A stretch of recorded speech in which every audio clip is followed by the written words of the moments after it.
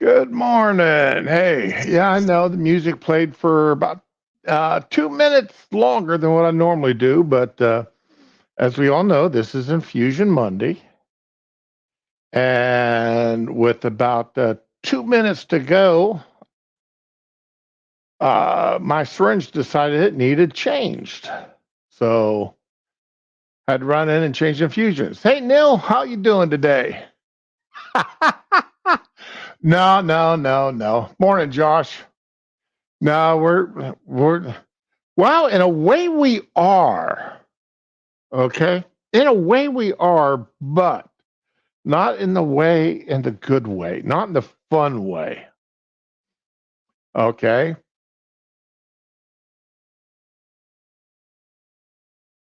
No, I ain't definitely not talking about no powdered drugs. That is a definite not today, not today type thing. Um Last Friday, after Friday's fun stream,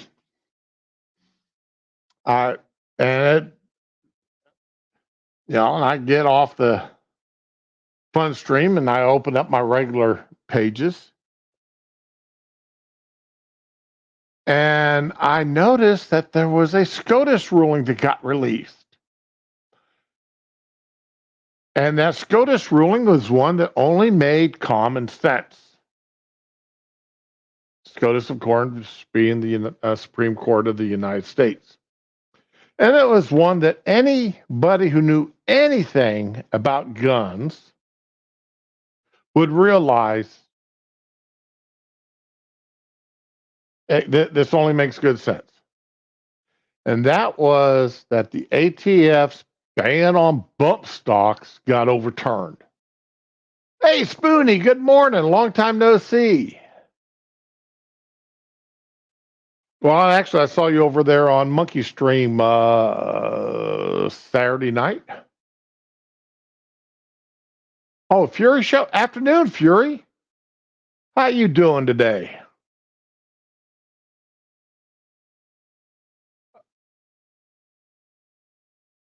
So, yeah, so the ban on bump stocks got overturned. Because we all know what the rule was and is dealing with automatic weapons. An automatic weapon is any firearm which, with the depression of the trigger a single time, allows multiple rounds to be chambered and fired in succession.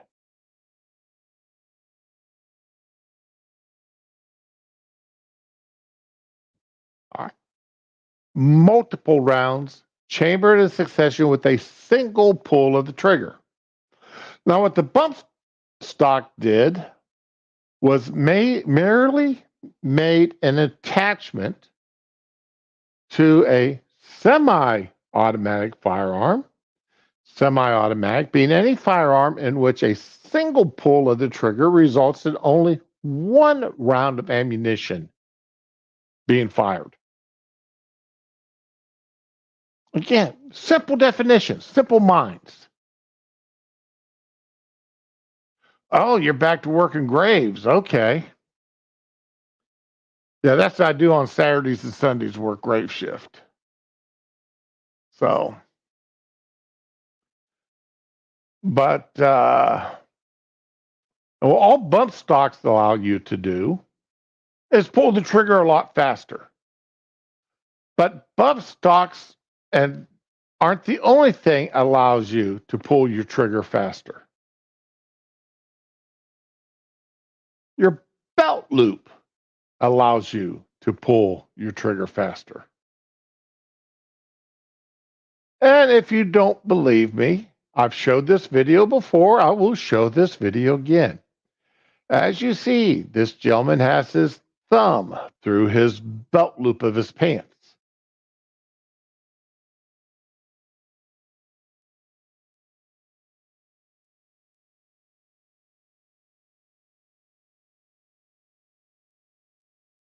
And watch the rounds come flying out. Come on. Forgot to set his safety. I hate the title he put on here, full auto, no bump stock. It's not full auto. It's just rapid firing. You see how fast he's actually firing? He fired that gun. No bump stock, just his belt loop. So if the government is actually going to ban bump stocks because they allow your firearm, a firearm, to be fired quicker, then they need to ban belt loops. All right. Or they need to ban Mace Lake.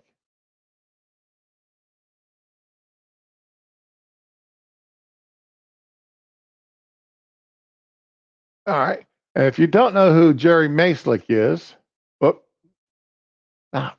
let's see here. Not,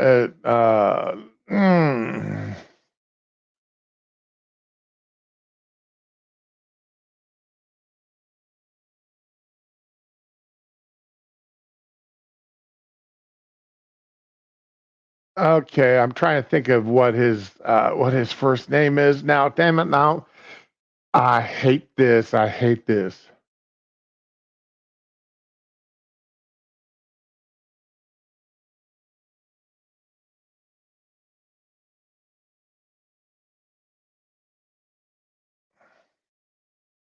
Yeah, okay, I misspelled his name. That's what it was. If you want to,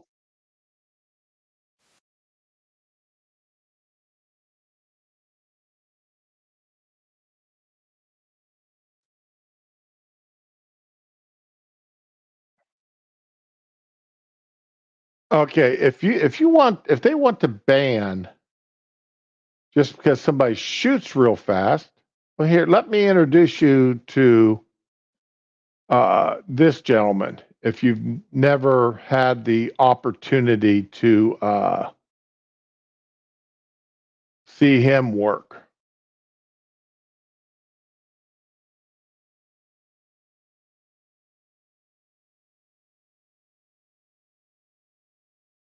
And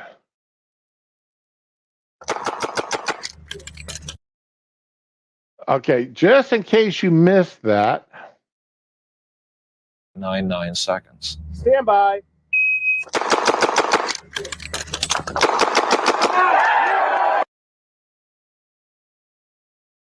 That was a revolver.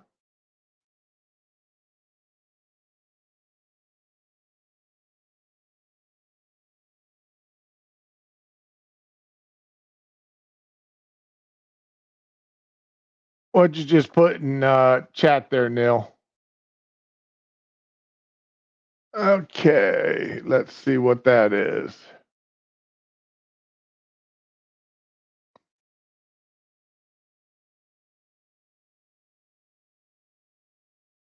And first thing, okay, good. The audio is already killed.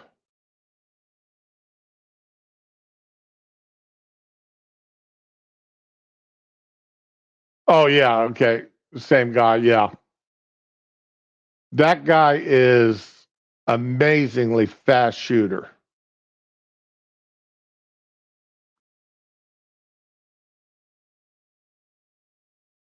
So if, like I said, if you want to ban a man or ban something just because he can shoot fast, faster than you think he should, you got a lot of people. You got people you got to ban. You've got, so you got to ban fire. You got, I mean, what do you want to do? Go back to black powder?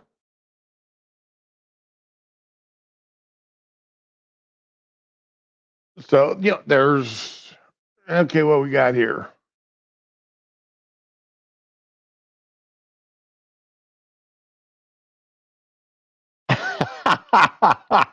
You're absolutely right about that, Neil. The last thing you want, that last thing that intruder would want to hear is that beep. That's he's got that sound programmed into his brain that he doesn't even think about it. His muscles don't think, they just twitch. And in that twitch, things are done.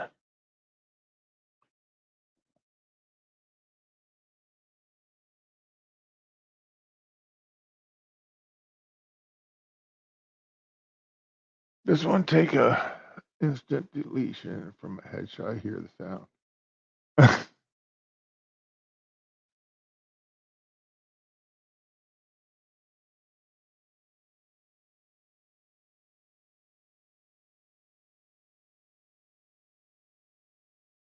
Okay, yeah, Jerry is amazingly fast. I mean, uh, I don't know if he's even still on the active circuit though,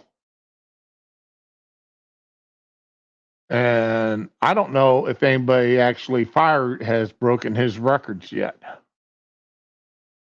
Honestly, I don't want to know if anybody's broken his records because I remember when he set them and all the hullabaloo when he did set them. But anyway, what it boils down to, the ATF illegally tried to ban bump stocks. And remember, this happened under the Trump administration, so it's taken it's taken a few years to get this up to the Supreme Court.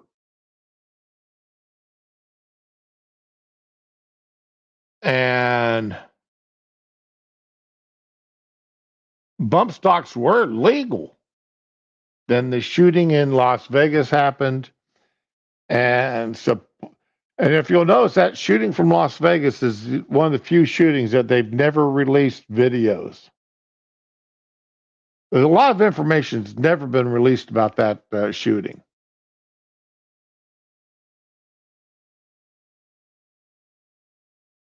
And probably won't be released. And that's one of the few decisions that Trump allowed to go through that I disagreed with. Like I said, I don't always disagree with everything Biden or Obama did, just like I don't agree with everything Trump did, or Reagan, or I mean, name any president, and I can tell you good things they did, and I can tell you bad things they did. Things I agreed with, things I disagreed with. It's just in some cases, some of these presidents, I disagreed a heck of a lot more than what I agreed with. And others, I agreed with a heck of a lot more than what I disagreed with. And I would be deathly afraid of any president that I 100% agreed with. Just as I'd be deathly afraid of any president that I 100% disagreed with.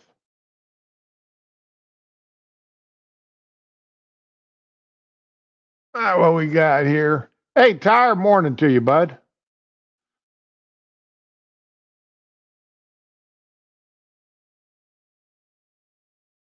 Does sound travel faster than a bullet? No, the sound does not travel. Well, it depends on your bullet. You got your subsonics and you have your supersonics.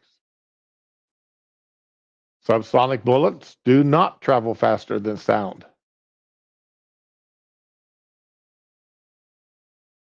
So there's that answer for got that answer for you real easy.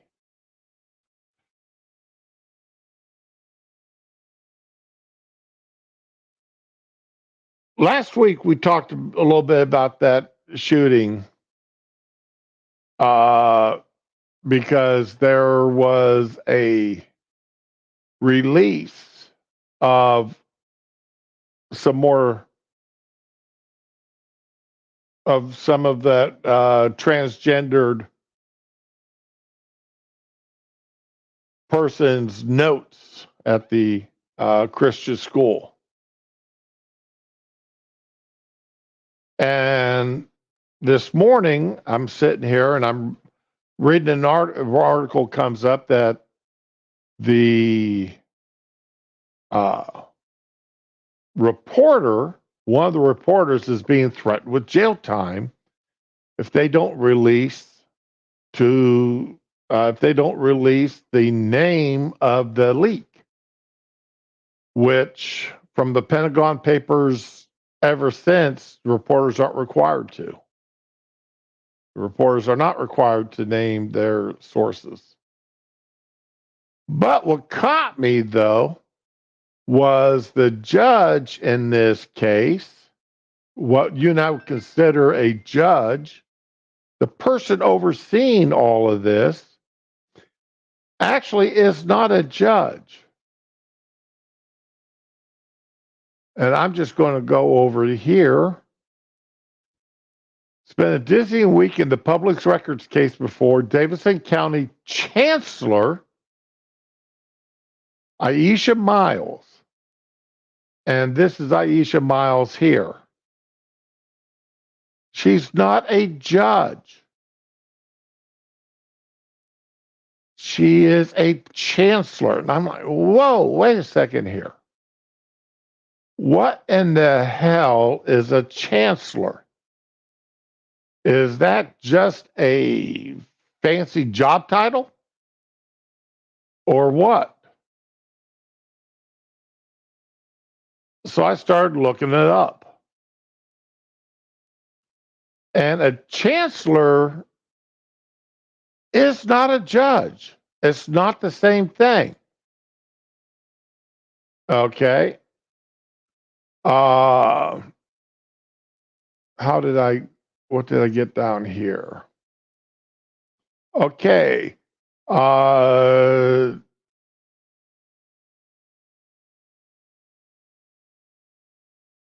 Chancellors achieve acceptance through interview process and GPA requirements, manage students by establishing appropriate climate and earning respect through effective leadership techniques, well-versed in disability law, client advocacy, and IEP within K through 12. That's the individual education program, which is a whole nother can of worms to open up. Prepare and implement all speech IEP meetings. Ensure communication between fraternity and current members as well as alumni. Research security frameworks such as ISO 27 Del Lot 1 and their application to all 23 CSU campuses. But what is this? Whereas judges, now these are actual judges, prepare jury charges, mandate trial dockets, handle appeals of SSI disability, manage update meetings for family law cases, civil orders, observe civil and criminal trial and appeals proceedings, perform extensive research and prepare legal memoranda on domestic relations and probate issues, prepare orders and decisions from drafts from the assigned AJ. That's a little bit of a difference between a chancellor and a judge. I mean, a judge is what you and I think of.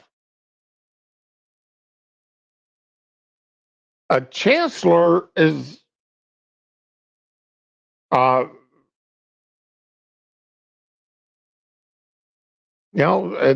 step down below a judge. They've got some, well-versed in disability law, client advocacy, and IEP. All right, stuff that deals within the legal system, but not exactly at the level that would require a judge.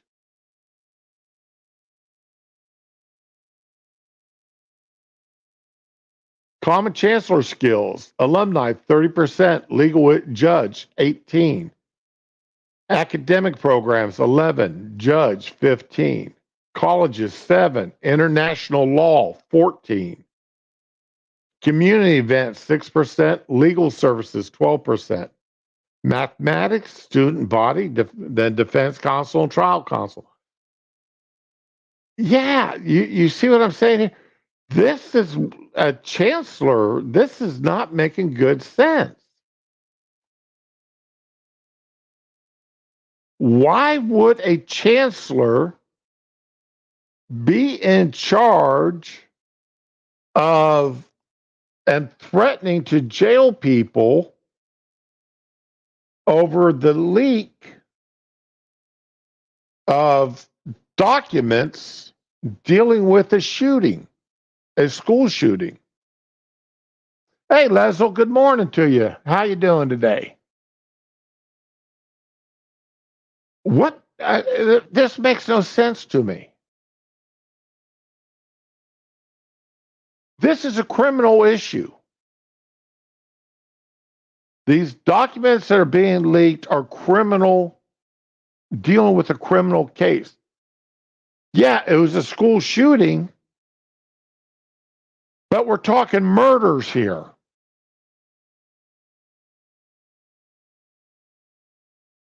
Well, I'm glad you're doing good today, Leslie. I hope I don't ruin your day. But what? So I'm thoroughly confused here. This is a criminal case. Why is a chancellor being involved and threatening to jail reporters for not releasing or telling her what the name of their source is for their information?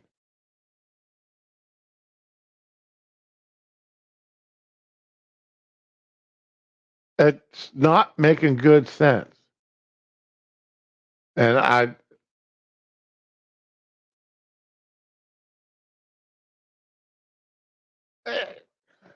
and I if it's if anybody has any idea why does this make sense to any of y'all?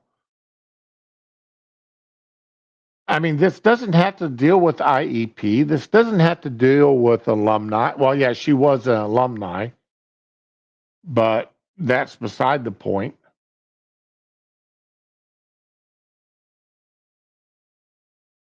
This was a Looney Tunes person who hated religion, went into a religious school and shot that she was forced to attend and shot it up, which is what the release of her manifesto, her diary, is showing. Yeah, Leslie, this is it's the trans shooter, but it's more of the case of what a non judge, a chancellor, is threatening lawyers or reporters with jail time for not telling her who leaked that latest round of information that we got that we talked about last week. So it's sort of a couple of degrees separation from the trans shooter.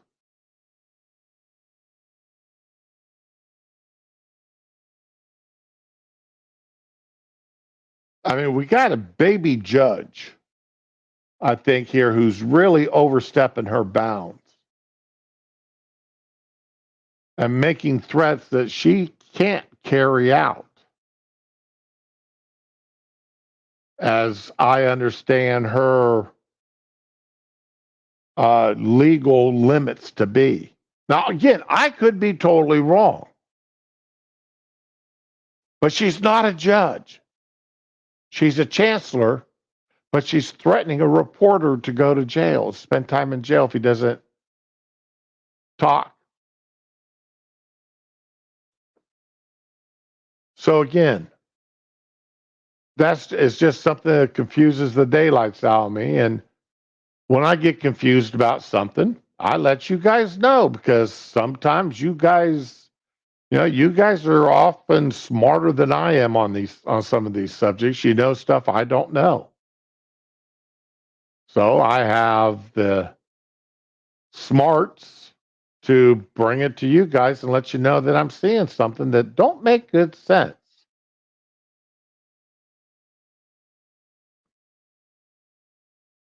But this next thing ought to interest you, Leslie. All right. I don't know how old you are, and I don't want to know. Don't want to. Never, never, never, never, never. But the young ladies in the United States may be a little concerned. All right. The House has just passed their budget for next year.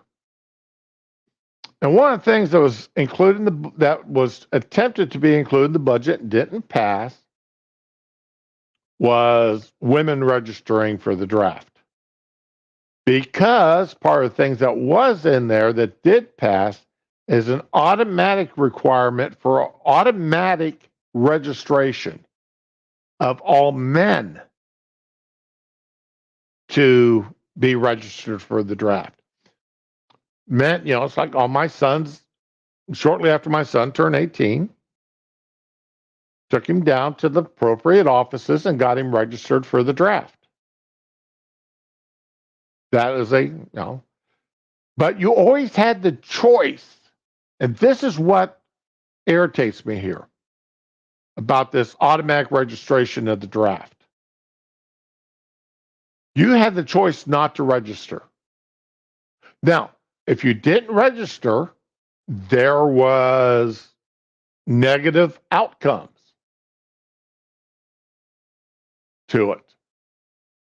You could, you were denied scholarships and Pell Grants, job opportunities.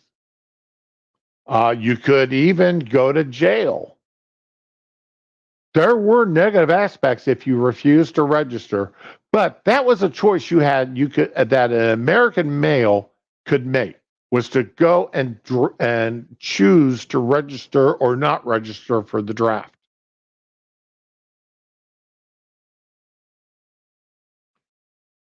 But now they're saying, well, we want to save money, so we're just going to automatically register all men once they turn 18.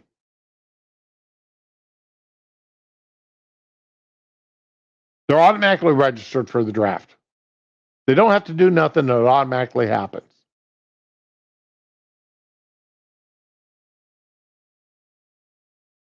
So how they are planning on doing that, knowing who every eligible male is in the country to register for the draft, that's going to be kind of curious. I'm kind of curious how that's going to work, because they can't go by your driver's licenses, because are trans men, men who decide, women who, people who were born a woman and decide they're going to become a man. Oh, wait a second. Yes, dear.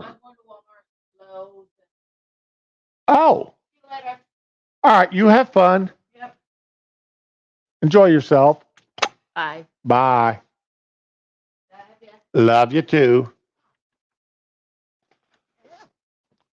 So are women who decided they're men, are they going to be registered for the draft? Because their driver's licenses are going to be changed to male. And what about men who decide they're women, like Leah Thomas? Are they going to be registered for the draft? Because they were born a male, but now they're saying they're female.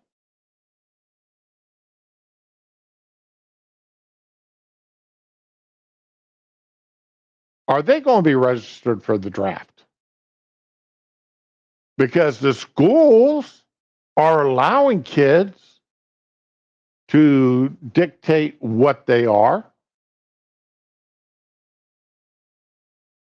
The schools are allowing the kids to tell us who and what gender they are. And what about people who declare themselves to be non-binary, even though they were born a male? Are they going to be registered for the draft? So you see what I'm saying? There's going to be a lot of questions about how this automatic registration is going to work.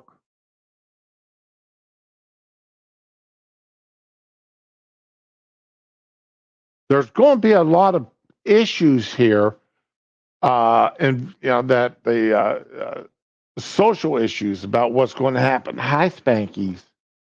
Yeah, buddy.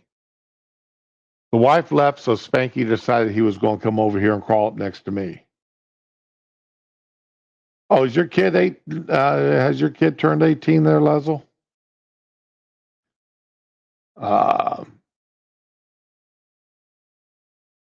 the wife's gone, so I can turn the air conditioner off.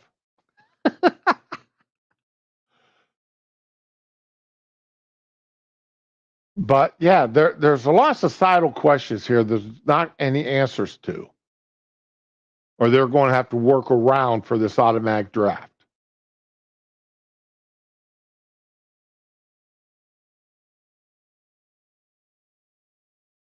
That's a good.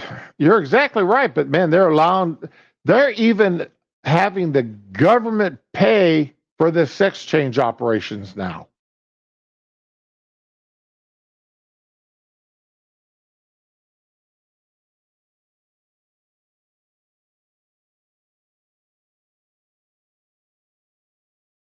Oh wow, okay.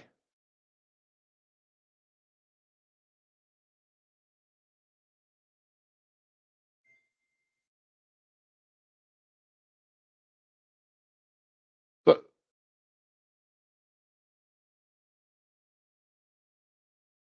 but so let's get. But you see, another issue. So I mean, that was the bill that went through the House. Well, the Senate on the Armed Services fiscal year 2025 executive summary. U.S. Senator Jack Reed, chairman, Democrat, of course. U.S. Senator Roger F. Wicker, ranking member, Republican, June of 2024. So this was just released. Preface: each year, the National Defense Authorization Act authorizes funding levels and provides authorities for the U.S. military and other critical defense priorities, ensuring Americans' forces have the training, equipment, and resources they need to carry out their mission. On June 13th, 2024, the Senate Armed Services Committee voted 22-3 to advance the NDAA for fiscal year 2025 to the Senate floor. All right. That's all I'm going to read of that.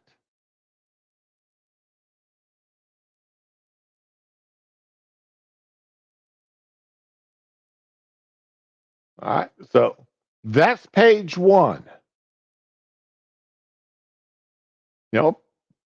Page two, major highlights: equipping the force for long term strategic competition, maintaining the future battle or modernizing for the future battlefield. That's page two. Page three, strengthening the joint force and defense workforce. Okay. Authorizing funding for a 4.5% pay raise for military members and a 2% pay raise for DoD civilian employees. Increases monthly basic pay for junior enlisted in grades E1 through E3, in addition to the force-wide pay. Amends the Military Selective Service Act to require the registration of women for selective service. What row?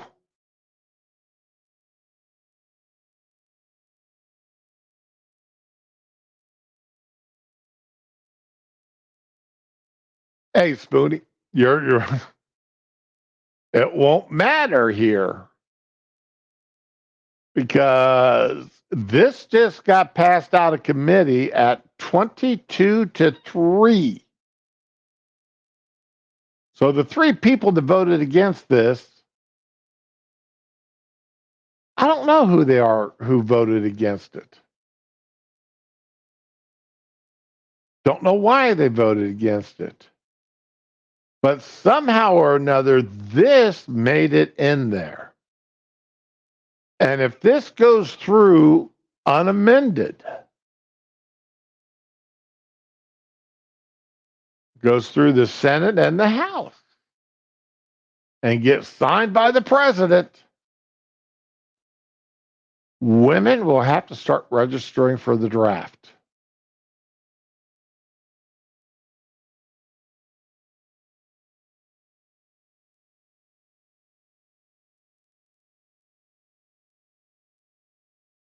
So it won't matter.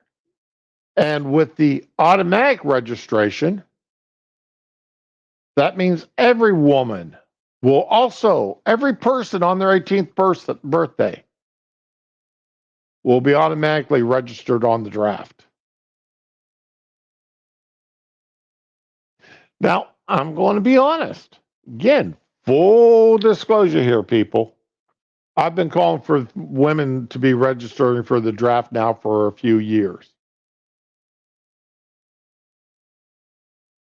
Because women there are benefits to being, how can I put this?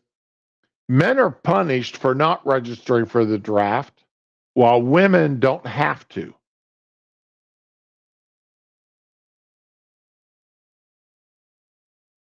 As I said, there are punishments for not registering for the draft. Uh,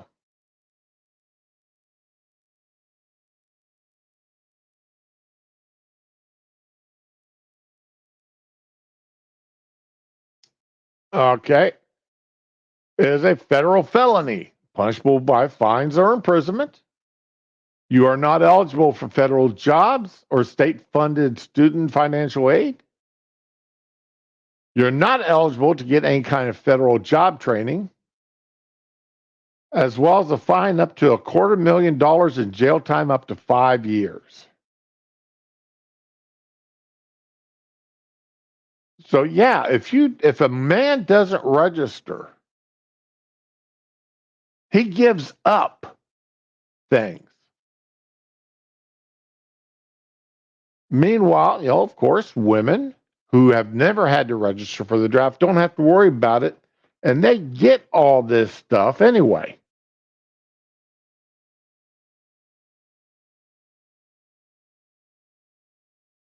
I don't think it takes away your right to vote there, Spoonie.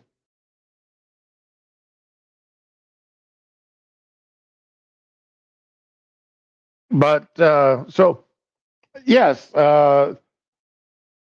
with all the demands for equality and equity and everything else, I've been saying, okay, that's fine. If y'all want full equality, you want full equity, yada, yada, yada, then get everybody, every individual, regardless, on their 18th birthday to go and line up and sign up for the draft. The schools know who turns 18 once a month. Everybody that turned 18 that month reports into the principal's office or to the auditorium, and they've got a gentleman or lady standing there to register them for the draft during their birth month.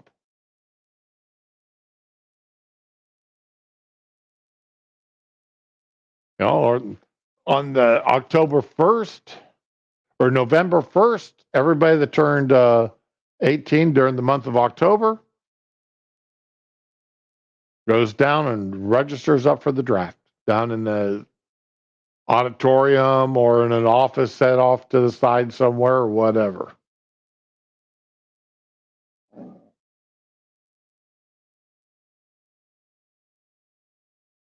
Hey, did you? Yeah, you want a link to that NDAA? Sure. There it is.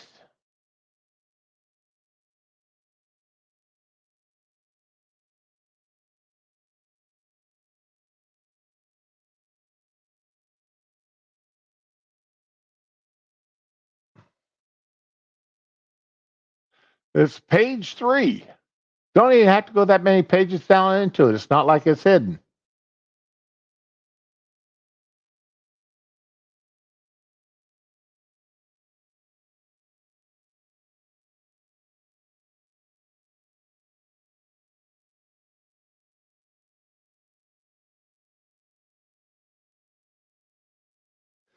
All right. Oh, okay. So, but let's go from that to this. And, the military is so ensconced in having women in every aspect of their operations that the Navy has rolled out maternity flight suits for pregnant pilots.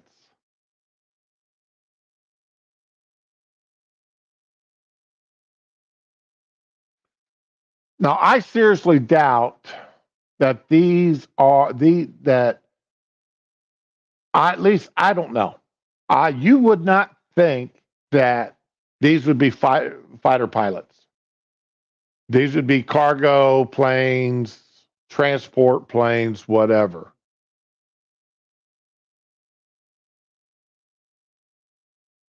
Okay. Well, yes, Spoonie, you're right. If you're convicted of a federal crime, you lose your voting rights.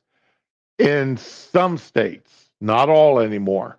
I mean, even here in Florida, uh, once you completed your crime, your sentence, you get your right to vote back. In some states, you never lose them, and they can even vote from jail. So, yeah, that's a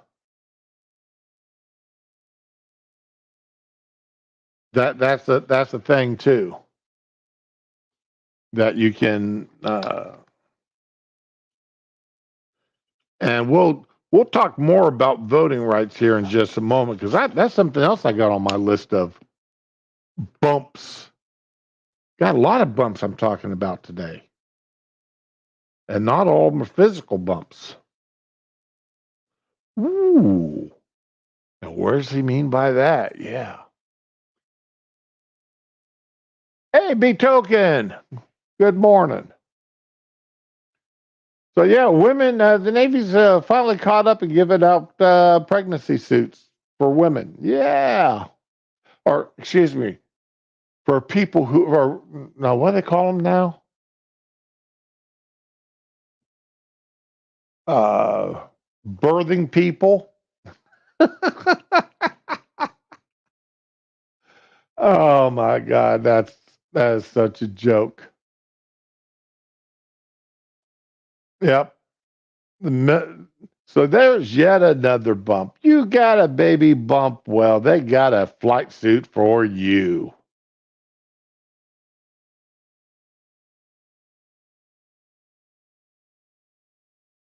Now, I have actually flown 3 times in a backseat of a fighter aircraft. I've pulled 9Gs once, or did he pull them twice on me during that flight? Well, not 9Gs, 8.7 Gs, because 9Gs is considered an over G on the aircraft at the time. So anything 9Gs and over, we're called for a lot more inspections. And I am telling you right now, pulling Gs is not comfortable in a fighter aircraft because you're wearing a G suit. You have to wear a G suit to pull these Gs. And what they do is they fill up with air. They're nothing but huge. Let's see if I can find a picture of a G suit real quick. Let me close that page because that page is just getting in my way.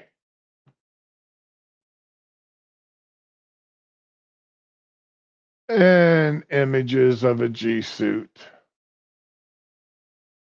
They got one. Where's a good picture of a G suit? Here we go.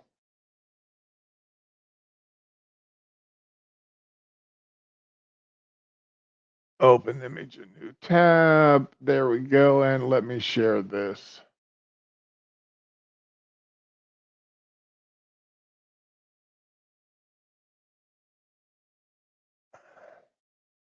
Okay. This area here is around your calves. This area is around your thighs. Then this, of course, then is around your waist. And these are just nothing but huge bladders that when you start pulling G's, you got the air being forced in through these tubes, and these tubes fill these bladders full of air, and these things are as tight as they can be to start with. So when they start filling up with air around your belly and around your thighs and calves, and what they're doing is pushing the blood from your lower extremities up, trying to make certain you get plenty of blood to your brain.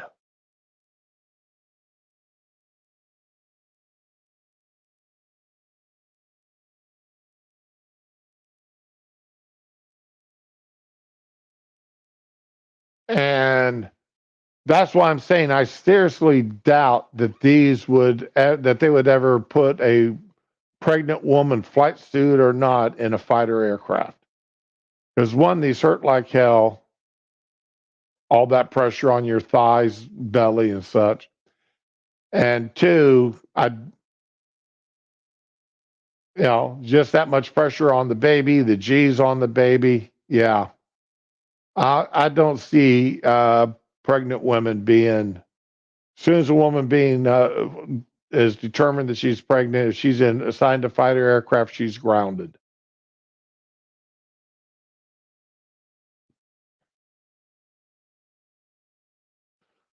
And some cockpits, you're exactly right. Other cockpits are on fighter aircraft are a little bit more roomy.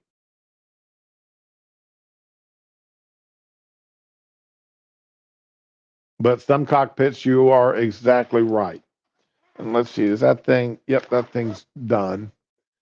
Uh, but yeah, that's exactly right. You're so like I said, if they're putting these women in flight suits just when they're pregnant, uh, the pilots that are actually going to continue to fly are most like are can only be flying transports, cargo planes, and that kind of crap. Because there's no way in hell they're going to put them into a fighter jet. All right. So what else here are we going to talk about? Got. Let's see. Y'all got the link to that.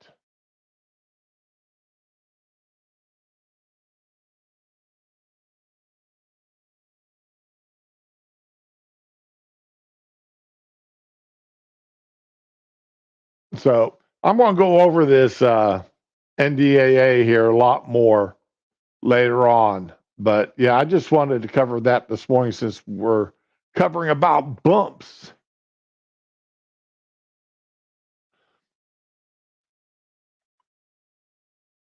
Okay, Spoonie,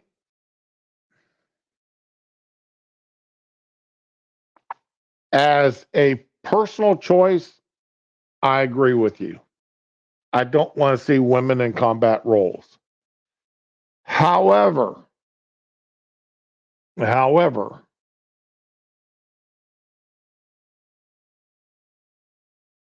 due to the fact that women are demanding to fulfill a bunch of roles and have changed the atmosphere of the military so broadly to suit their sensibilities,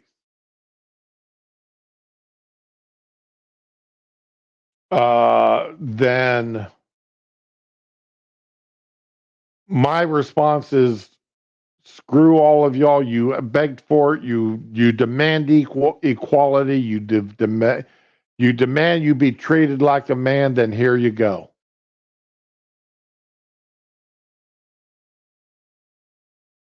Here's your rucksack. Here's your gun. Go charge.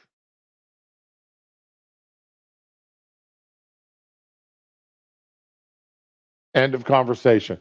These women that want to be put in charge of combat units, fine. Those combat units would be sent into combat, and she damned well better have her ass there. And if she all of a sudden pops up pregnant, and because of her pregnancy is withdrawn from the combat section, then she's automatically discharged. Automatically discharged with no benefits.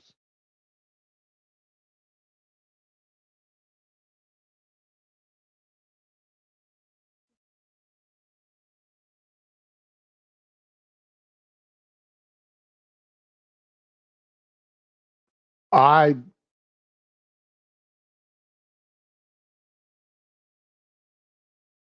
I my personal feelings is and my that women want the title of a lot of this stuff. They want to be in charge until it comes time to actually do it for real. You know, they don't.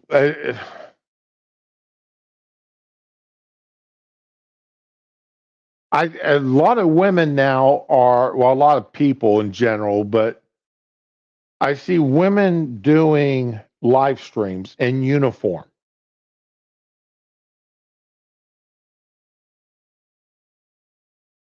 At work, at work in military uniform, and they've got their hair in ponytails coming down over their shoulders or down the middle of their back.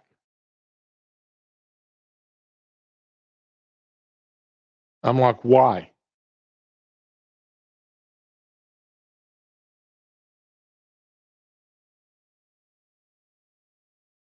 Why in the hell are they allowed to live stream in uniform?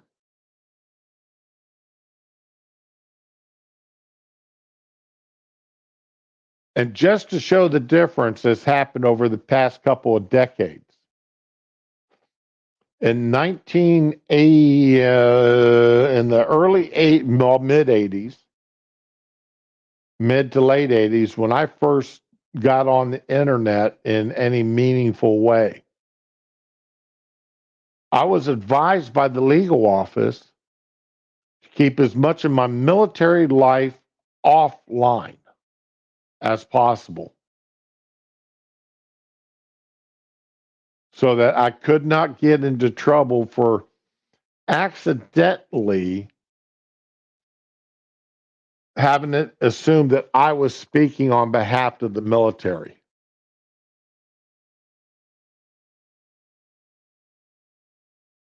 You're not wrong there, Tyre. Because at the time, I mean, it was like at the time, if you were coming home from base in fatigues or BDUs, well, at the time as fatigues, we weren't wearing BDUs at the time.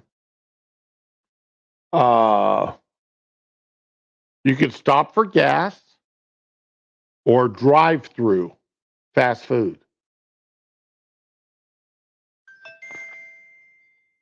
You could go inside for pickup only. You could not sit down to eat inside unless you were in your blues. Obviously, I was in the Air Force, so if you were in your blues, you could do it. You could not go grocery shopping. Good God, no! You could not go grocery shopping in your unless you were in your blues. There is a lot of strict limitations on how you were active duty could be in public in their appearances because the military had to represent. Then after the Gulf War, when even blue suiters, office workers, we called them blue suiters, were told that they had to start wearing their BDUs to work every day, because by that time everybody was wearing BDUs.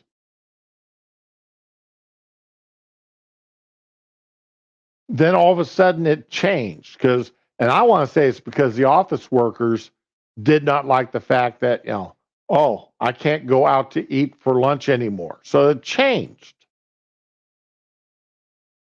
to where, well, as long as your uniforms were clean and not looked like you'd slept in them. Well, then, so that's still those of us who worked on the flight line or in CE or any of the other physical jobs were still being excluded from being able to go down and partake in the same way that the BDU the office workers were. Because, the office workers, the heaviest thing they picked up was their pencil or computer keyboard. On occasion, they may have had to carry a ream of paper.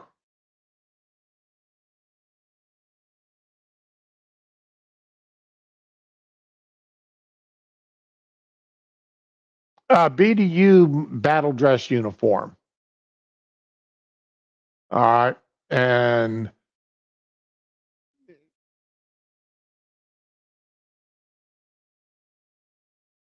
for the Air Force, and the first thing a lot of us did, at least on the flight line, when we got new uniforms, is we took them to work, filled a bucket full of hydraulic fluid, and put our uniforms in them,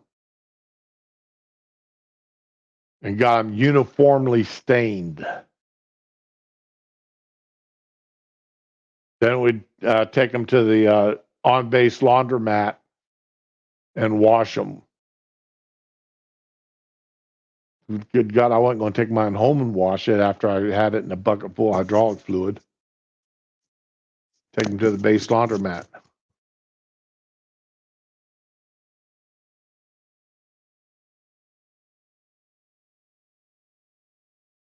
That way, we couldn't get written up for having stained uniforms because they were uniformly stained.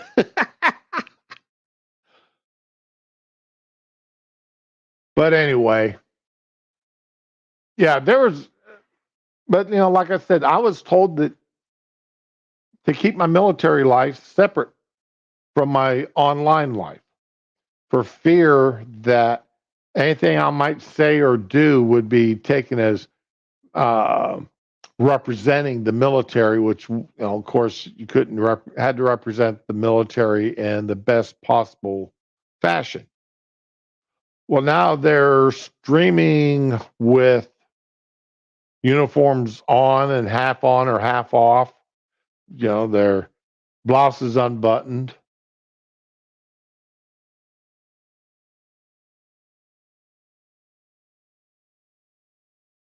I've got to look that up, Lazel.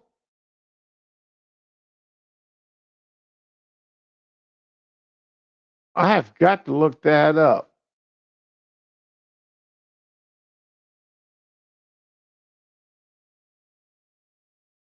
Let me copy that, and I will look that up late. I will look that up.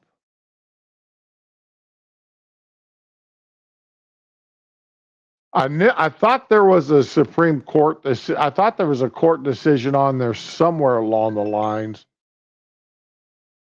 but that was 1981 decision Supreme Court holding the practice. No. You're wrong. Holding that the practice of requiring only men to register was constitutional. That's not you're right, but you're mostly wrong there. Okay. It was just saying that the fact that women were not required and men were was not unconstitutional or discrimination against men or not discriminatory.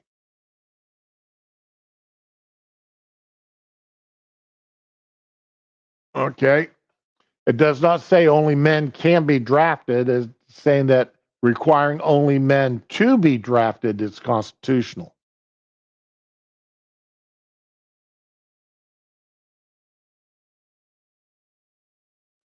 Yeah, okay. Now I remember when that came out, when that ruling came out.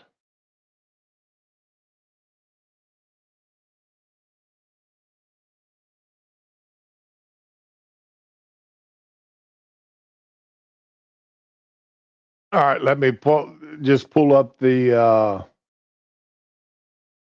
wiki article on that real quick. Here we go. Let's see. Several attorneys, including Robert L. Goldberg, subsequently challenged the act as gender distinction. In a 6-3 decision, the Supreme Court upheld the act, holding that it was gender distinction was not a violation of the equal protection component of due process of the clause of the Fifth Amendment.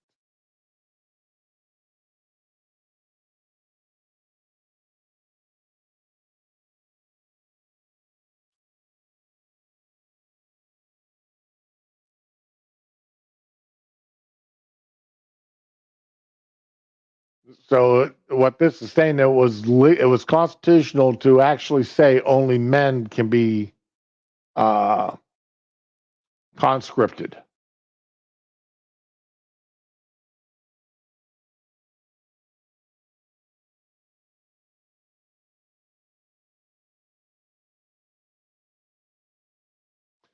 Yeah, if that attorney said that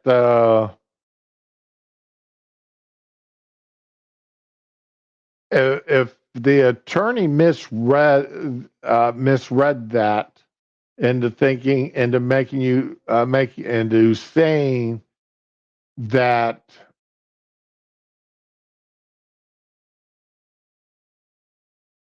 that it was constitutional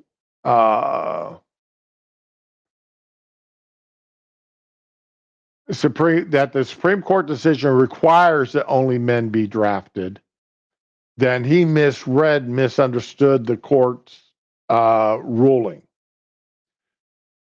Because the case that was being brought up was that the draft itself, in not requiring women to register, was unconstitutional.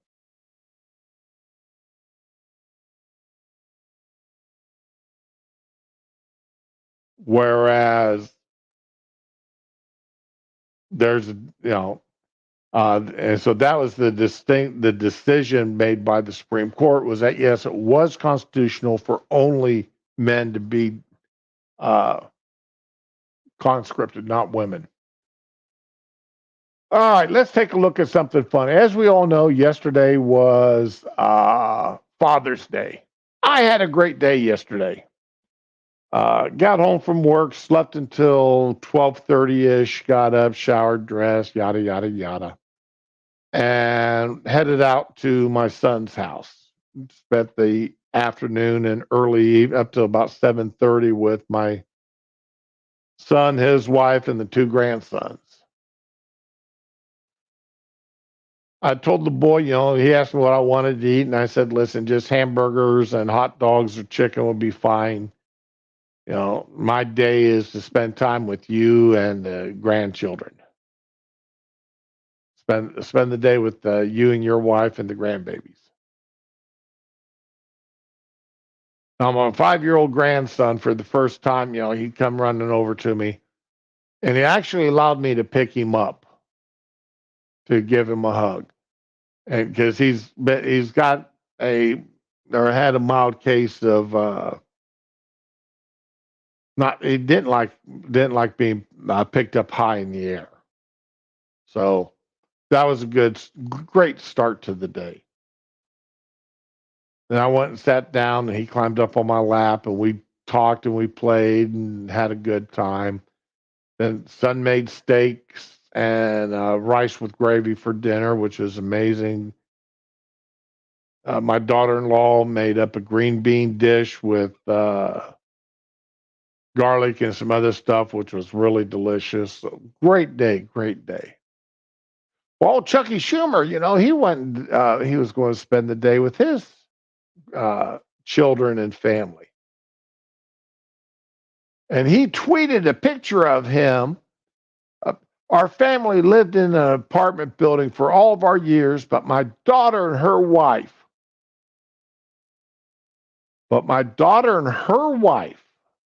just bought a house with a backyard, and the first time we're having a barbecue with hot dogs and hamburger on the grill. Father's Day heaven. You see old Chucky out there with his hamburgers and his hot dogs. But if you look real close, let me come down here real close. Those hamburgers look more like just raw burgers. I mean, the meat those are not cooked. You can tell they're not cooked. They're fresh out of the press, or they're pre-formed hamburgers.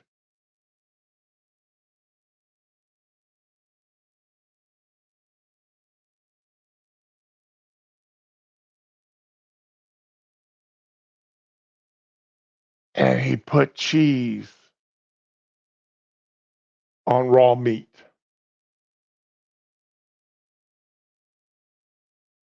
You can tell this man has never been near a stove or a grill before in his life, at least not cooking hamburgers. Hey, you don't put the cheese on it until Spoonie? Am I not right? Until the last 15 seconds or so, depending on how you're going to let the cheese melt, if you're going to cover it with a squirt of water or something like that, to let the cheese, melt and get kind of gooey across the top of that hamburger.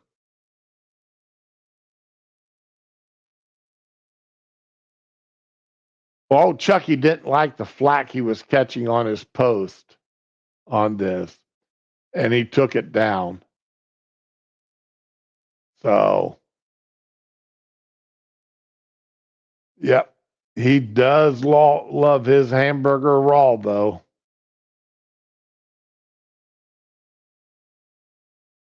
I tell you what, I would not ask. Yeah, like they say, you just don't go to some people's houses for dinner.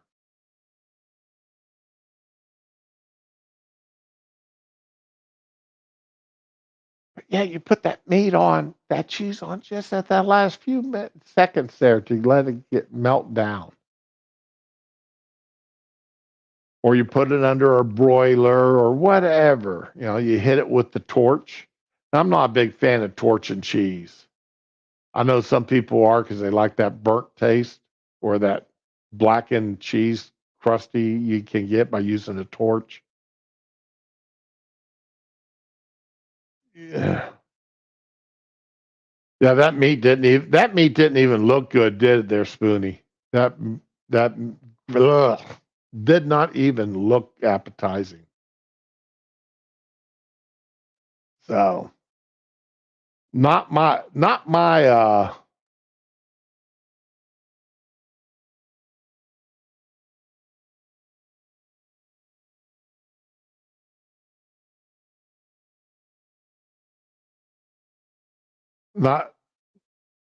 not not exactly what I think would be and here's another question, okay? And this is okay, let me share this. Okay, I gotta share this again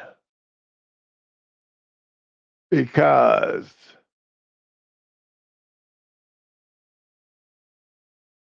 there we go. If we look at this, he's using his at Senator Schumer account. So he's using his official account here. This is his government account, not his private account. And this is something that tweaks me about every elected official, every city. Doesn't matter who puts it out there. If they're putting it out on the cities or their official account, why are they allowed to delete it without being charged with destruction of governmental records?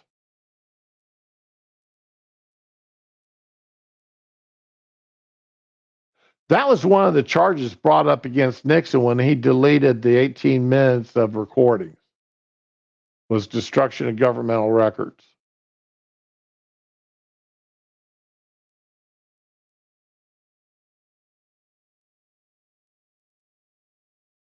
And remember when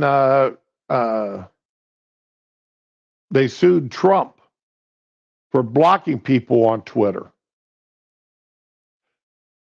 The courts ruled that was a government account. He couldn't block people from it. Well, if it's a governmental account, then everything posted on that account belongs to the government. And you can't delete those records. You can't tweet. You shouldn't be allowed to delete them because that would be considered destruction of governmental records.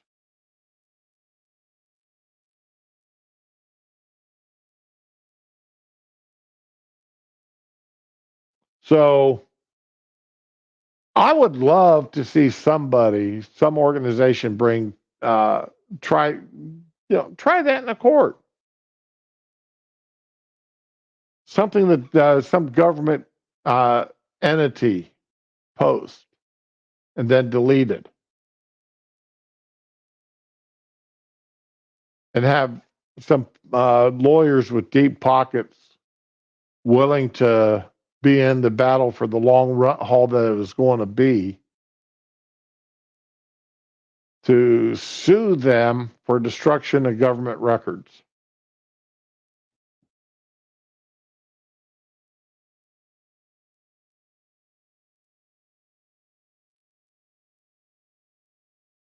That I would love to see happen. And maybe these senators and House representative members of both parties, I don't care what party they are, would stop using their official accounts for stuff like this.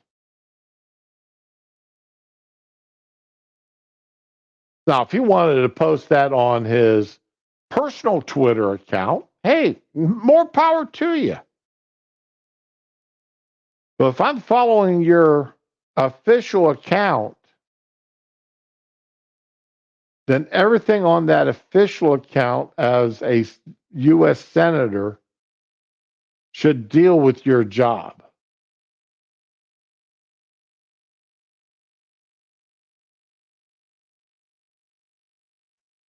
But again, that's just me. That's just me.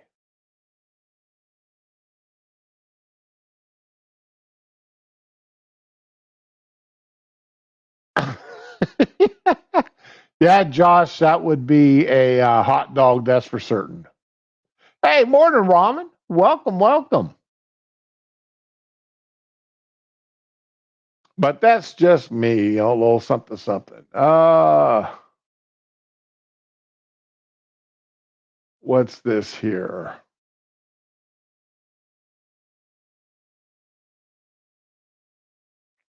Our our U.S. Surgeon General has decided that our mental health is in problem.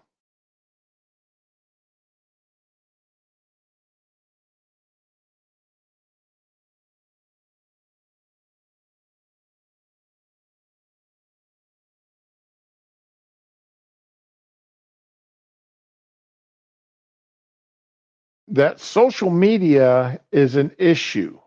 I was reading chat there for a second. The U.S. Surgeon General calls for health warning labels on social media apps. There is a mental health crisis among young people, and social media plays a big role, the Surgeon General says.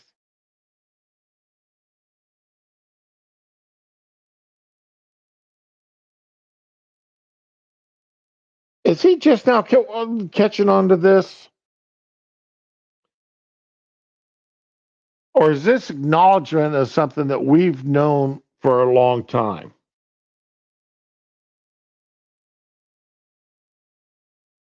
Remember, we used to call all there used to be that phrase, the trans tumblers.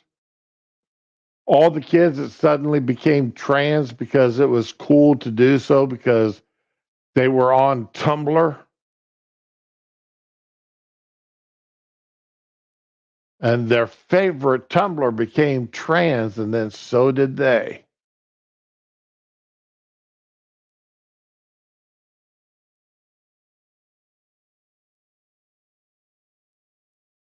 And now being a trans isn't enough to be super cool anymore. So now they're becoming dogs and cats and birds and such.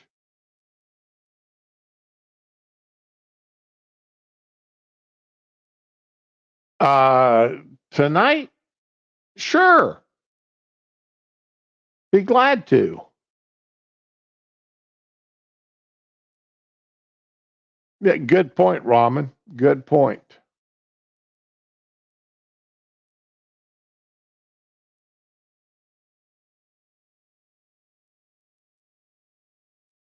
U.S. Surgeon General Vivek Murthy wants Congress to create and pass legislation that would force social media firms like Meta, X/Twitter, TikTok, and Snap to add some type of digital warning label to their apps and websites that caution young users by stating the potential negative impacts social media can have on their mental health.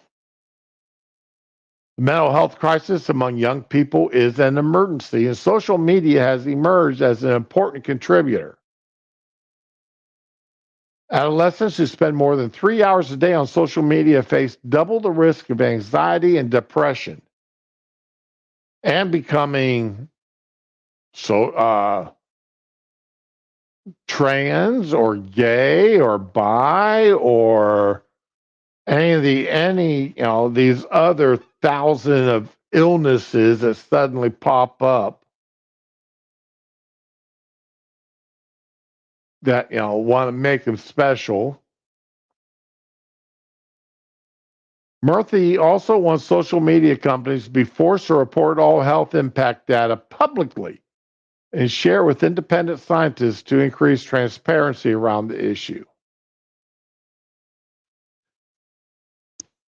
Are social media companies doing health impact studies?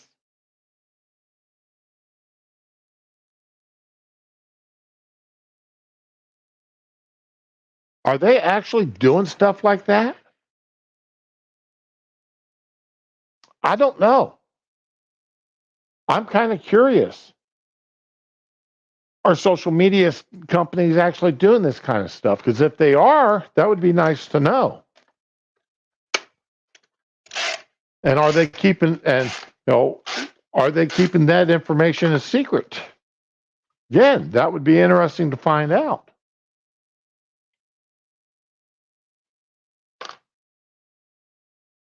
If who's doing what studies. And I mean, we know from anecdotal evidence, from what we've seen, and the fact that 30 years ago, uh, trans wasn't a thing. Uh, Very few people said they were bi or gay or whatever. You didn't have all the you know what us normal people call mental illnesses. in the country that we do today. It just didn't exist 30, 40 years ago. But now all of a sudden it's out there everywhere. Social media has not been proven safe. Similar labels have been required on tobacco products in 65 to help change the behavior. No, those labels didn't change behavior that much. It was banning smoking in all, and restaurants and bars and such that changed behavior. Education in schools changed behavior. But them labels did nothing.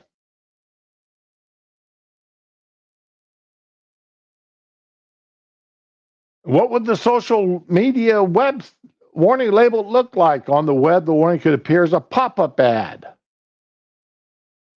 On app stores, it would include the app's description or appear in fine print. Who in the hell reads the fine print when on the app's loading screen? If I'm starting an app, I push the button and I just wait for it to pop up being complete. So then here's a good question. If such labels were required by law, it's unclear how label inclusion could be enforced, especially for apps that were, out of country, based out of the United States. And which apps would be considered social media under the rules?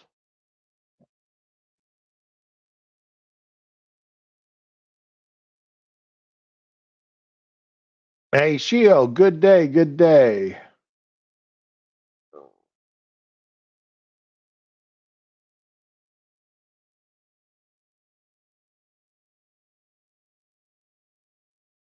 They do studies to see what gives people more dopamine levels. All right.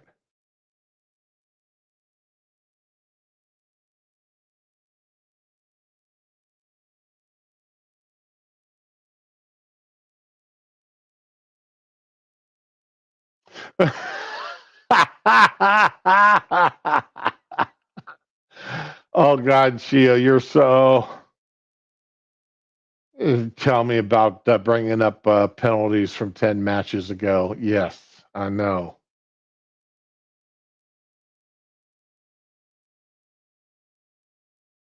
Hey, Retro, good morning to you. I hope you had a good Father's Day.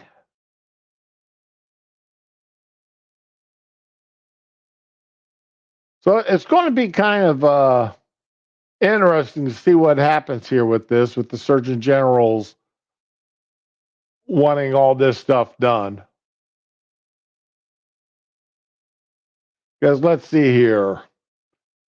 I'm not on Messenger. I'm not on Telegram. I'm not on Instagram. I'm not on WhatsApp. I do have a Facebook account, but I don't do anything on it.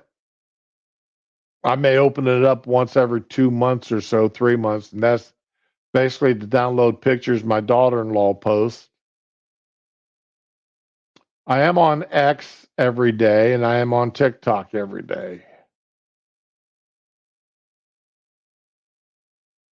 Mostly to see what the hell the left is. I'll tell you, the left influencers on TikTok, the left wing posters or people on TikTok, like Harry Sisson and oh God, I can't remember his buddy's name or that one.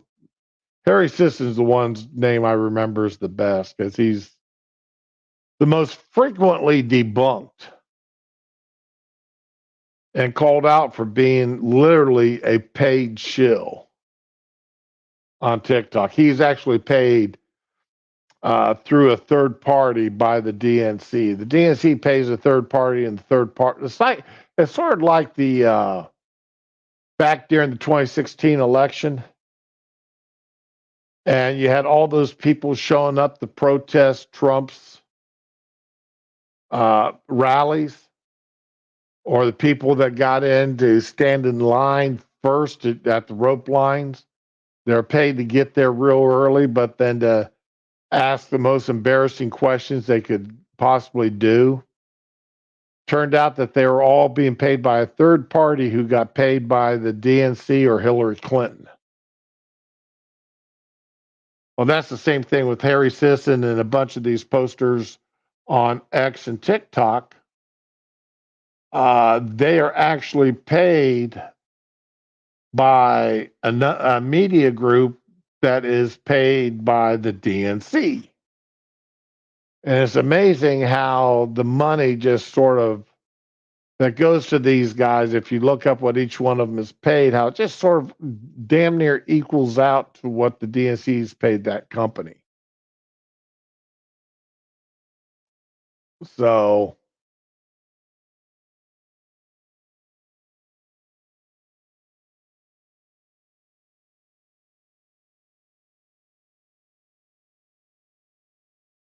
that's just another one of them things that goes on.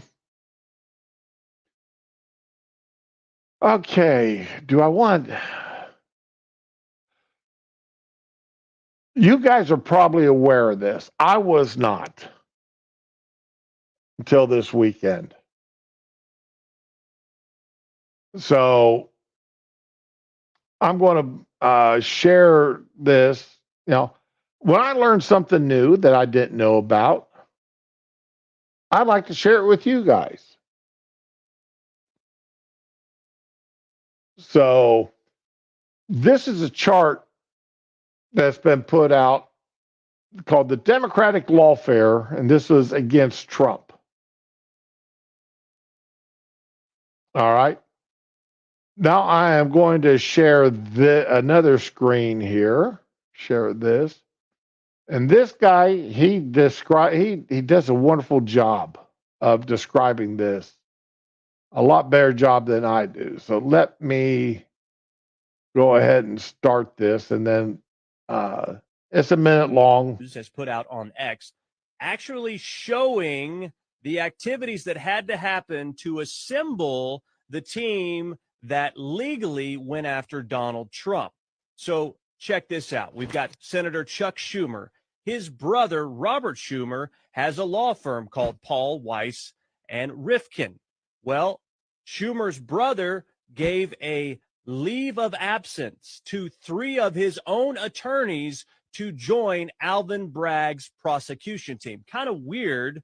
These guys that are in private practice all of a sudden leave their well-paying private practice and take a leave of absence to specifically join the district attorney's office on the case against Donald Trump. Pretty weird, right? And you also have Merrick Garland, where he had a guy underneath him working for him named Matthew Colangelo.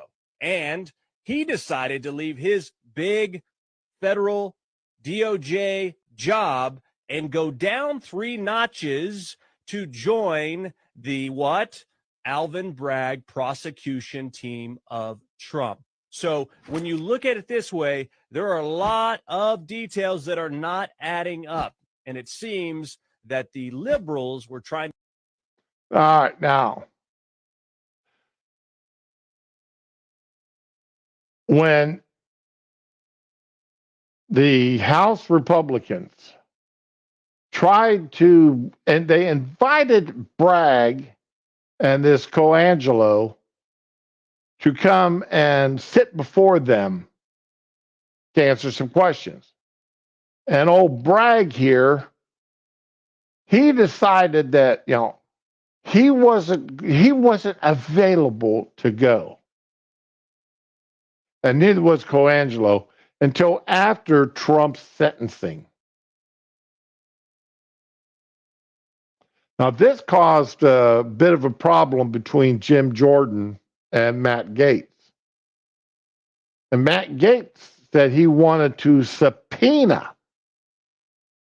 Bragg and Colangelo. And Jordan and the Democrats said no. Well, Jordan said no, and the Democrats, of course, supported him. said, they said that they would appear and gave us the date. I think it's like either the 12th or 13th of July, which is the day or two after Trump's sentencing. And then they would appear. And then if they didn't appear, then they would subpoena them. And Gates is saying, why wait? Why wait to see if they fail to show up a second time? Let's go ahead and subpoena them now. We'll subpoena them for the day that they said that they'd be eligible to show up. But rather than making an invitation that they could at the last minute refuse, let's make a subpoena that if they don't show, then they violated a subpoena and we can have them arrested and brought forth that way. We can start the legal process right away then later on down the road. And the Democrats didn't like that, of course. They voted down and some of the Republicans went along with the Democrats and voted down the request to send forth a subpoena of Matt Gaetz. And y'all know Matt Gaetz is another one that I don't, as a person, I think I don't like him. And he's not what I would consider a great senator or House member. But once again, I can't fault his logic. I cannot fault his logic on this. If these guys refuse to show up they did refuse to show up on the day that they were supposed to show up, that they were invited to show, and said, well, we can show up on this day, then fine, give them subpoenas. If they're planning to show anyway, then what the heck? The subpoena did nothing. It's just a piece of legal document, piece of legal paper.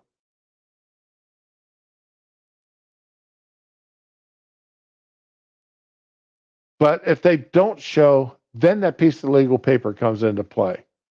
Yeah, we'll subpoena you for the day you claim that you could show up. But now you don't have the option of backing out at the last minute.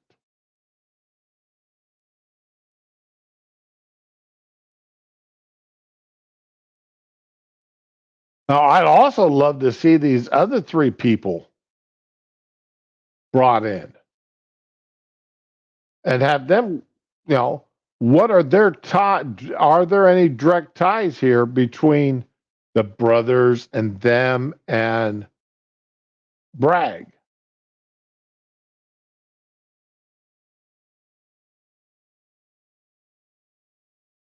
There was, okay. Again, this is something new that popped up on that I found this weekend.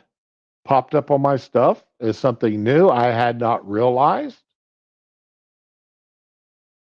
And in my wants and such to share information that I find interesting, I figured I'd share that out too. I mean, that's something new. And that does sort of support this idea amongst a lot of people, me included, that there was a whole lot of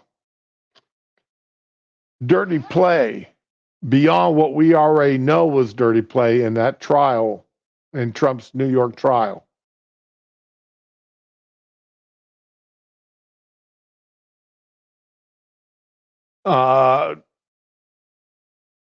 And as I've said before, the Democrats, once again, I think they've shot themselves in the foot by opening this door to prosecuting people once they got out of office.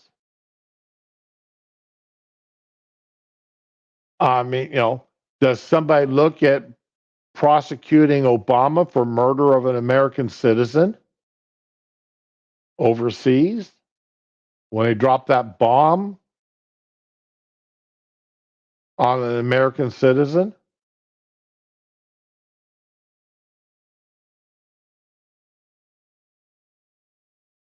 He targeted him, didn't have him arrested, and dropped a bomb on him, just killed him.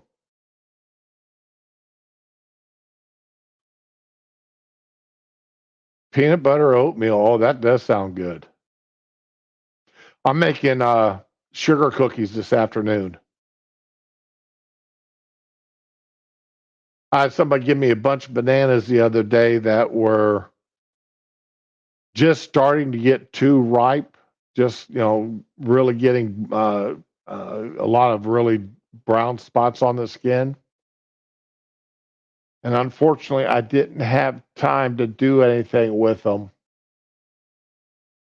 And I haven't had luck with freezing bananas like that in the past and then using them for like a banana bread or anything like that. I haven't had that luck. So I don't know what I did wrong with them in the past. So I ended up having to throw away about 8 bananas that I really wanted to turn into something, especially since they were given to us for free. So, let's have a little bit of fun here. Chat GPT. I shared this on the other day, but we all know who, I mean, we should all know who Caitlin Clark is and Angel Reese and the issues between them on a basketball court.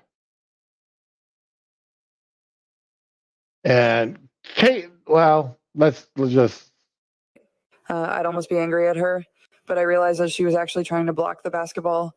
Poor thing, she's as blind as a bat. She can't see very well with those big goofy ass fake eyelashes she wears. She only got picked 7th overall in the WNBA draft. That's 6 places below me. Angel knows she isn't at my level. She's no Bayou Barbie. Just a scrub who only gets in the news when she fouls the white mamba. People will forget her name in about 2 to 3 business days. Anyways, I dropped 23 points in the win.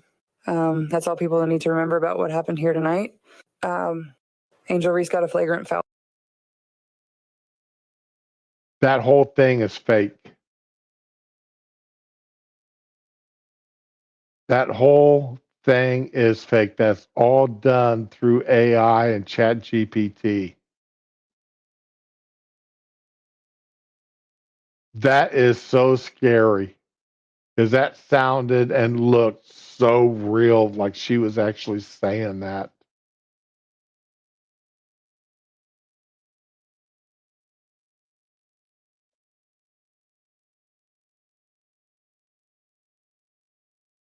That I'm going, like most people, I've never paid much attention to the women's basketball league. A little bit when Brittany Griner got arrested in Russia. And then this whole Caitlin Clark thing, breaking records. That was cool. Okay, yeah, especially a white girl playing basketball and beating records in college. That was good.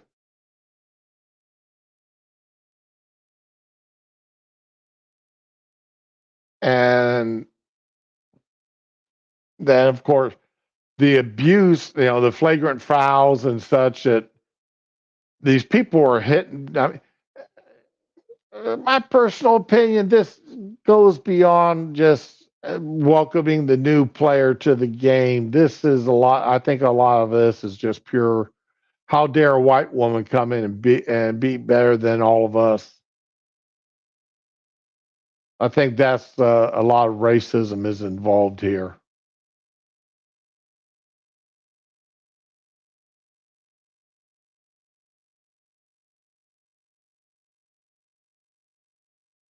Yeah, this AI, that's one of the excuses that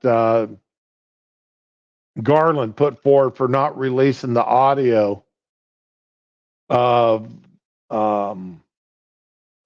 Biden's interview by her, is that he said, well, somebody could get in there and twist things around using AI.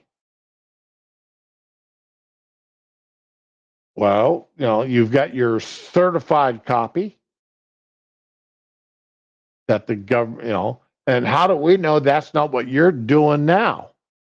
Is using AI and editing techniques to alter the original tape, the original recordings. So you can no longer trust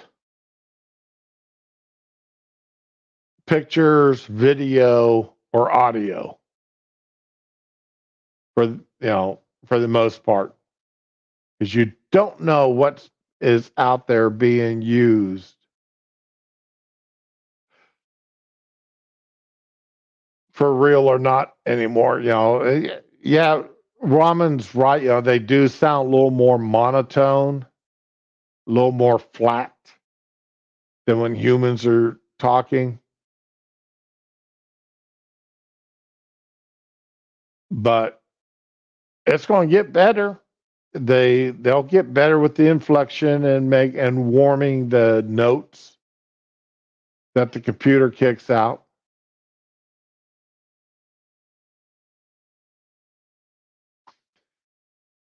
Yeah, Neil Retro, yeah, you're both right about that. I'm not going to disagree too much.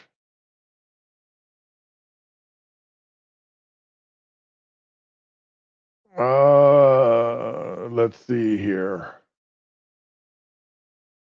Okay, I've done that one. Looking just, I thought there was another story had in line here that I did. Oh yes, yes, yes. The I I hate using MS. Okay, that didn't work out. I hate using this. Damn it. Can I get a better story here? Um,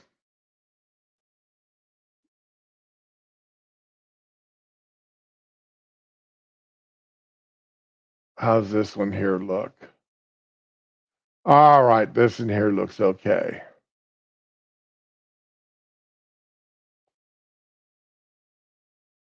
Close that, come over and share the.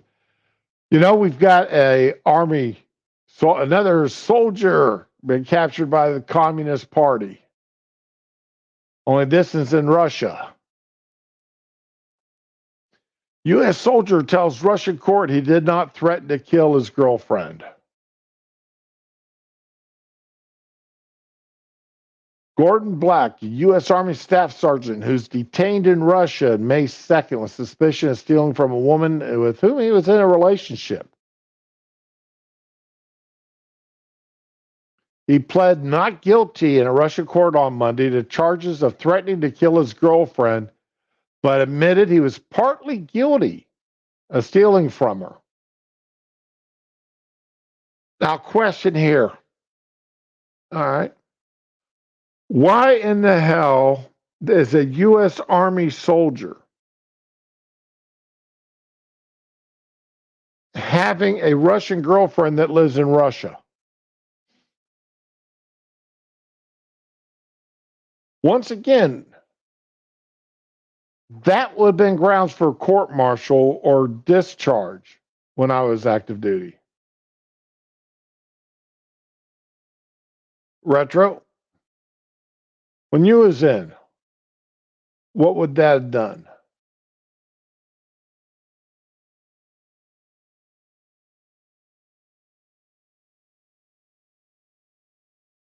So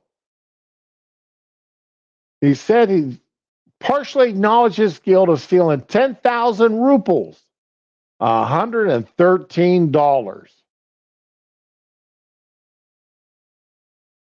from his girlfriend's purse.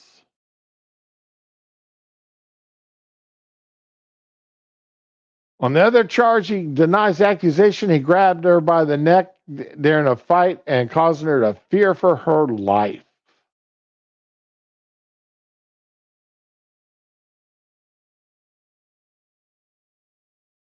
Then he turns around. The pair met in South Korea. The Pentagon said he broke Army rules by traveling to Russia without authorization, having to pass through China. He's got a wife and child in Texas.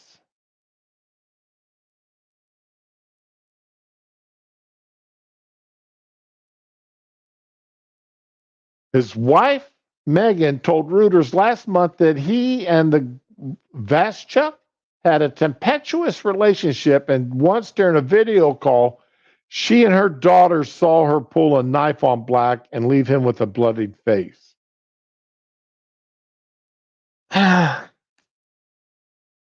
What the hell here? He's on a video call with his wife and child. He's got a Russian mistress right there with him.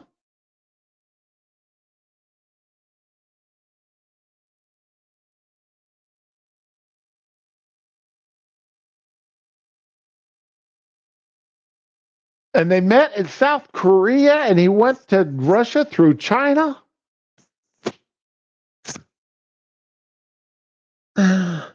Remember, what was it, last year when that guy, he was being sent back to the States for separation, and he crossed the DMZ in Korea and ended up being arrested by the North Koreans?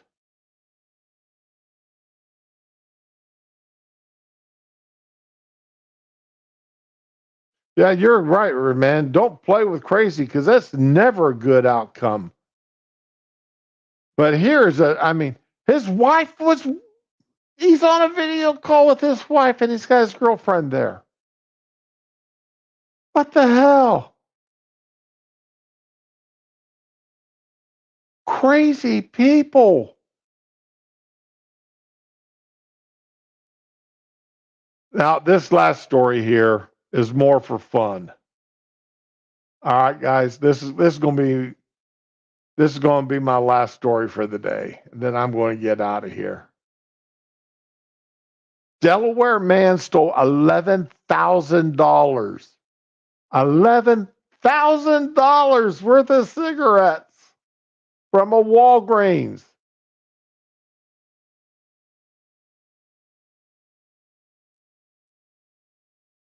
And here he is using a walker and a Target grocery bag.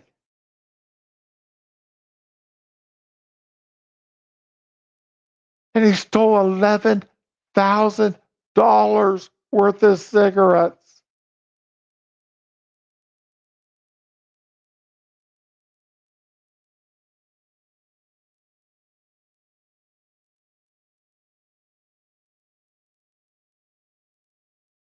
That's at $100 a carton. Let's just say they're $100 a carton. Okay? That's over 1,000 cartons of cigarettes.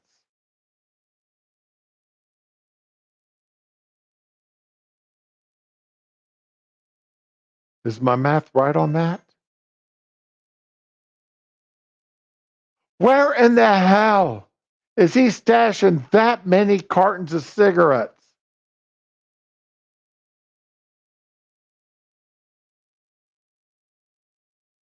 I'd like to know where he stashed $11,000 worth of cigarettes on that.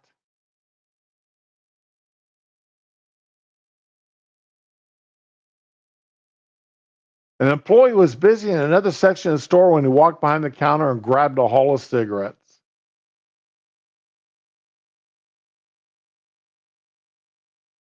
Where did he stash $11,000 worth of cigarettes?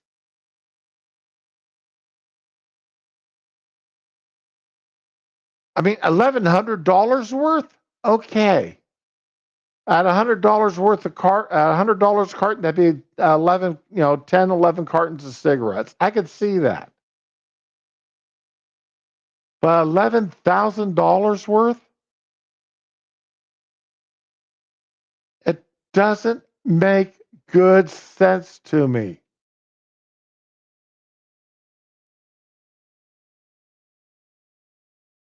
Where did he stash them?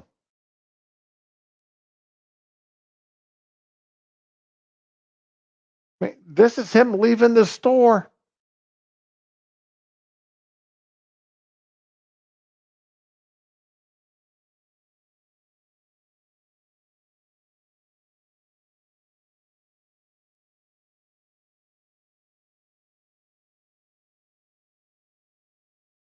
Yeah, Josh.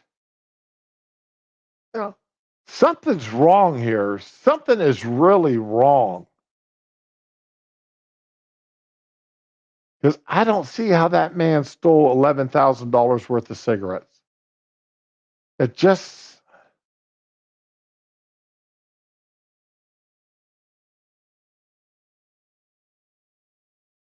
Ah.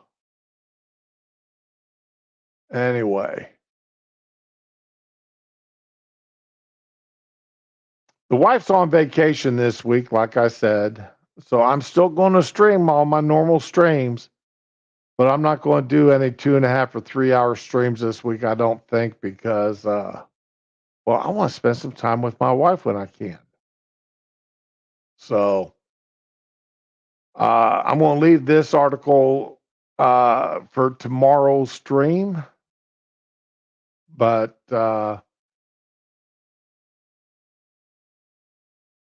yeah. Hey, Tyre, if you want me on your stream tonight, send me an invite, okay? And let me know what time it's going to be, Central Time.